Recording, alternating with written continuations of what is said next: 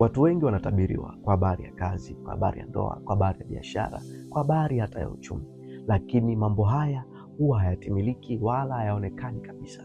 Na tunaona watu wengi wanahama makanisa, wanawakimbia watumishi, wanawaacha kabisa. Yako mambo matatu ya msingi sana ambayo haya ukiyafahamu yatasababisha unabii wako utimilike. Unapotabiriwa kwa habari ya kitu chochote, kumbuka, baada ya kutabiriwa unabii wako, jitenge na dhambi.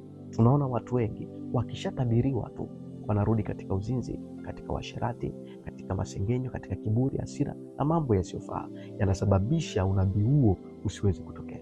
Akikaa akisubiria, mbona unabii wangu utimiliki na kutabiriwa kwa habari ya kitu fulani, amesahau kwamba baada ya kutabiriwa aliingia katika uzinzi, aliingia katika masengenyo, aliingia katika mambo yasiyofaa.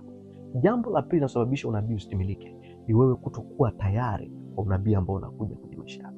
Ulitegemea utabiriwe hiki, lakini Mungu akafunua kitu kingine na haukuwa tayari kupokea unabii wa hiko kitu. Maana yake unabii wako hauwezi kutimilika, kwa sababu Mungu kutimiliza utafuta njia ya kutimiliza unabii, kwa utafuta utayari wa mtu. Na jambo la tatu na la msingi sana, watu wengi hawawezi kuvumilia. Unaposhindwa kuvumilia, unabii hauwezi ukaja kwenye maisha yako. Mungu hutaka moyo wa subira, moyo unaobeba uvumilivu.